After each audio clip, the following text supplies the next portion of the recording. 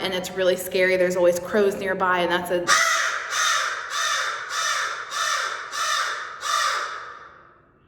very loud.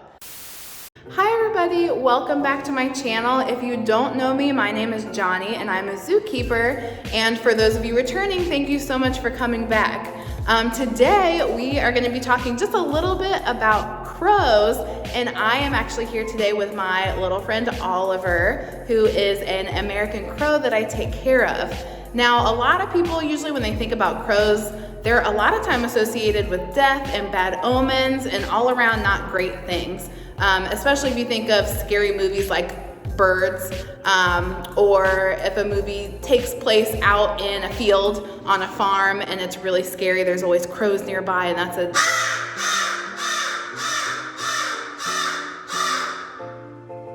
very loud. Maybe I could insert that in a later part.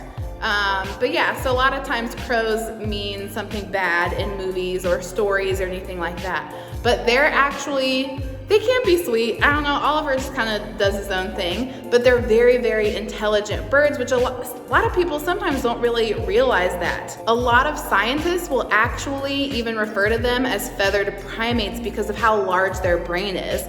And it is a lot bigger comparative to their body size than even us or any other primate species. So one example would be the Caledonian crow, and its brain makes up for 2.6% of its overall body weight. And I think it only weighs like 0.26 ounces, but these birds, while they're large birds, they're also pretty small compared to a human. So for us, our brains weigh about 3 pounds, and that only makes up for about 1.9% of our overall body weight or body size. Of all living birds, crows, ravens, and parrots have the biggest brain to body size ratio, making them very intelligent. Scientists have also done a lot of research and found that animals like crows have a much higher density of neurons in their forebrains than primates do. And they think that those neurons in that area of the brain relates to their intelligence, meaning that they think that these birds have better cognitive reasoning, which is pretty crazy and pretty rad. So, referring to them being highly intelligent and usually being mislabeled as scary animals, they can be if you mistreat them. It's never okay to mistreat an animal, but a crow is gonna remember you.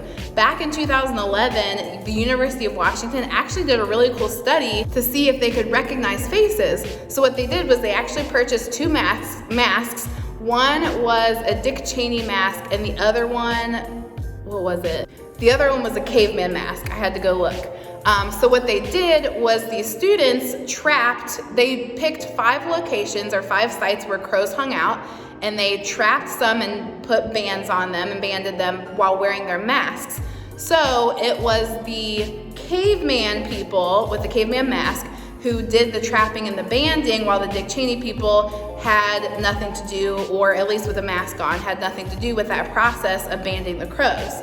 So they scolded them, they dive bombed these guys once they released them, and what happened was even up to 5 years, they would continue with the study. They would walk through these sites where they'd released these crows, and the people walking through with the Dick Cheney masks, the crows would completely ignore them.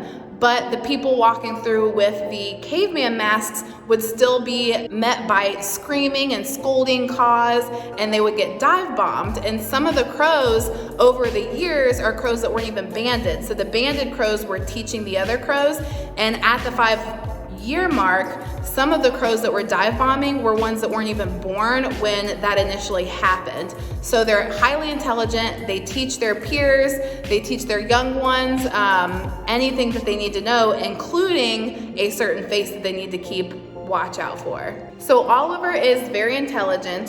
Some crows will actually make more sounds or even say words that sound like people talking. Oliver doesn't, but he is his own crow. He does as he pleases and what he wants. But he's very intelligent, so we have to do a lot of training with him. So he's crate trained. Whenever I feed him, we always make sure to give him puzzle feeders or boxes. Sometimes we'll hide his food. We always scatter his food. So that he is being mentally enriched and he is performing some of his natural behaviors, scavenging and searching and foraging for food. And then other things like little puzzle feeders, he has to use his brain, which again is really big, to be able to figure out how to get to that food that he wants.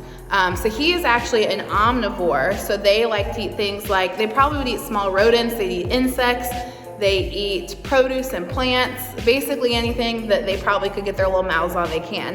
And there are some species of crows, which there are about 40 species to date of different crows all around the world. They will legitimately scavenge, they'll eat dead things, which Oliver does like to eat dead things. Sometimes he will get a mouse that has been frozen and then thawed, and then sometimes we'll hide his mouse and he'll go find it. And sometimes he likes to cache things. They like to take a lot of their food or maybe something fun that they like to find. Sometimes people will find that crows are stealing their tools or something shiny they find outside, and they'll cache them away and hoard them because it's something that they like. Food, for instance, they can just go take it somewhere and save it for later. So they are very intelligent birds. They're also very beautiful birds. Oliver is completely black. If you get the right light or the sunlight shining on him, he has some really pretty feathers that almost have a tint of green to them. But he is black, his beak is black, all of his feathers are black, even his feet are black. And I'll show you all of his beautiful feathers and all of his darkness right now. He's a very beautiful bird, and I love working with him because he's so smart. He is it can be very challenging training him because he can just decide he doesn't want to do something because he's smart enough, he knows what I'm asking him to do, but he's like, I don't want to do that right now. So it's a lot of fun, and it's also very challenging, which makes it a lot more fun to it makes you use your brain too to figure out how you're gonna ask him to do something.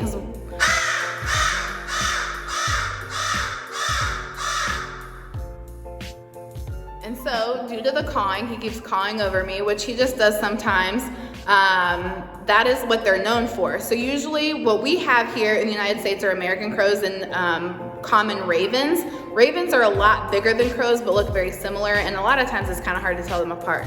But they do have that specific caw. If you ever hear that, you have a crow outside, it's not like they're shy, you're gonna see them too.